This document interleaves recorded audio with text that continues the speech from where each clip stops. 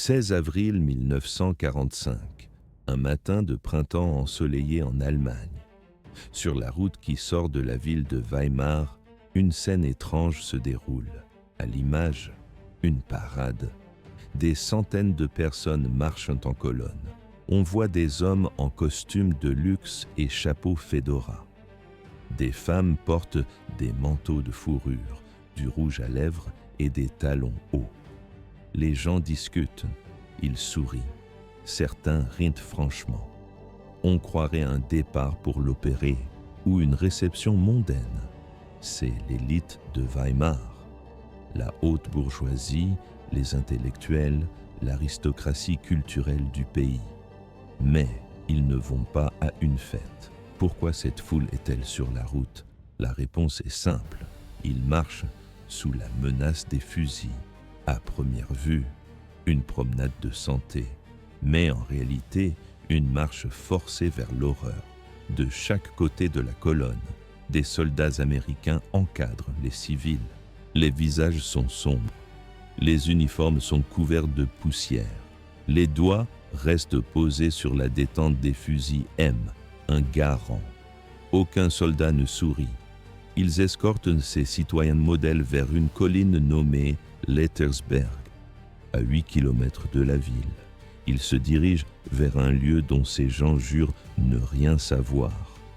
Un lieu nommé Buchenwald. Pendant la marche, les plaintes s'accumulent. Les citoyens protestent.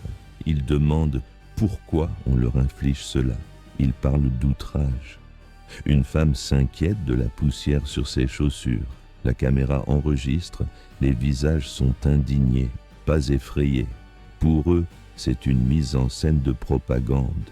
Ils pensent que les Américains exagèrent les faits. Ils sont convaincus de leur totale innocence. Mais ce n'était que le début du voyage. La situation allait basculer au sommet de la colline. L'illusion allait s'effondrer devant les barbelés.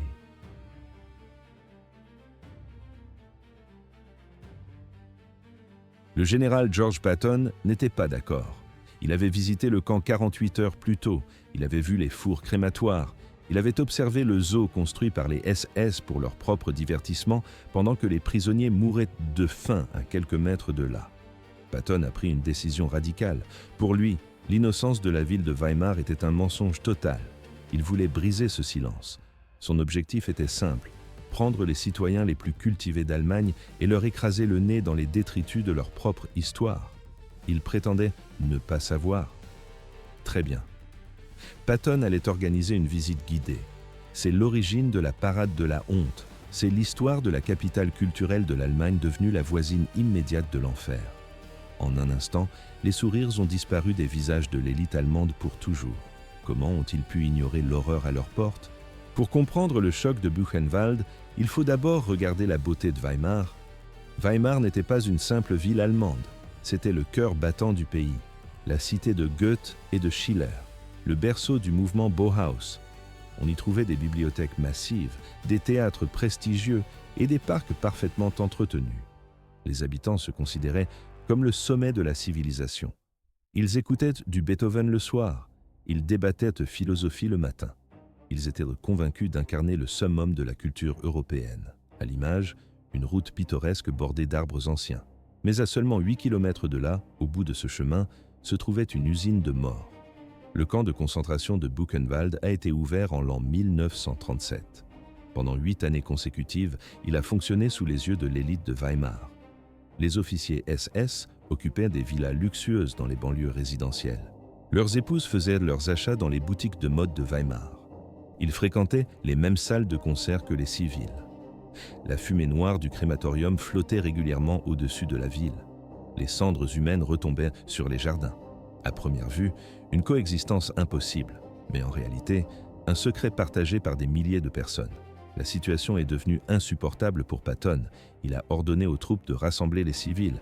Il a exigé que chaque notable, chaque commerçant et chaque intellectuel de la ville marche vers la colline. La marche a commencé sous un soleil printanier. Les habitants portèrent leurs plus beaux vêtements. Ils ne savaient pas encore que leur monde venait de s'effondrer. On voit sur les archives, les soldats américains encadrent la colonne de civils. Les visages sont fermés. L'odeur de la mort devient insoutenable à mesure qu'ils approchent des barbelés. L'erreur était désormais interdite. Le général attendait de l'autre côté. Ainsi a débuté la confrontation brutale entre la haute culture et la barbarie absolue.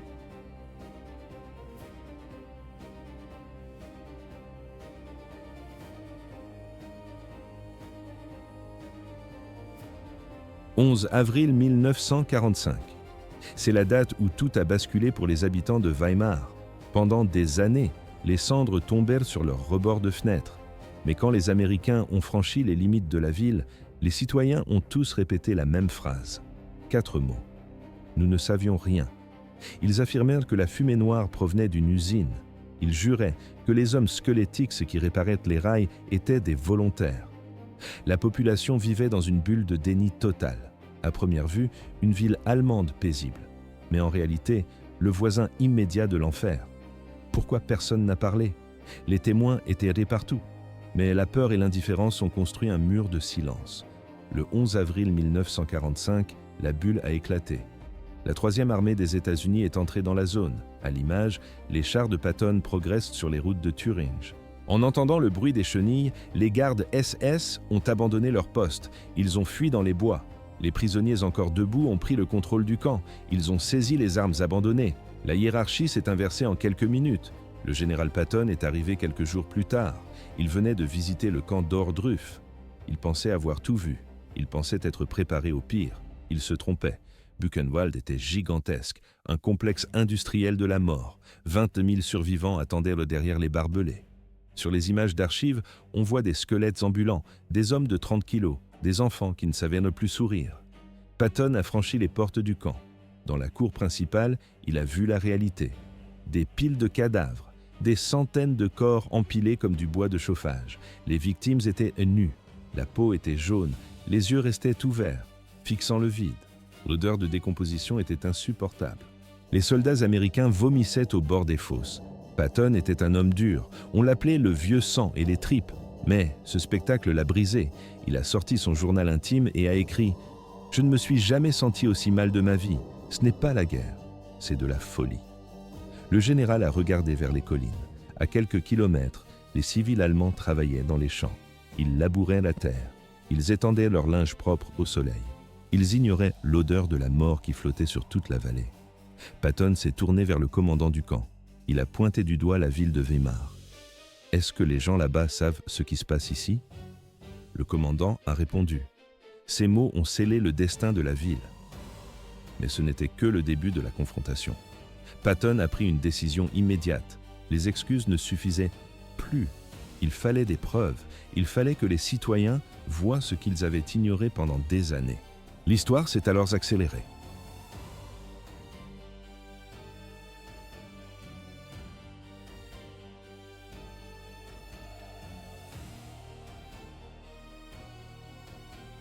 Ils disent pas qu'ils ne savaient pas, mon général.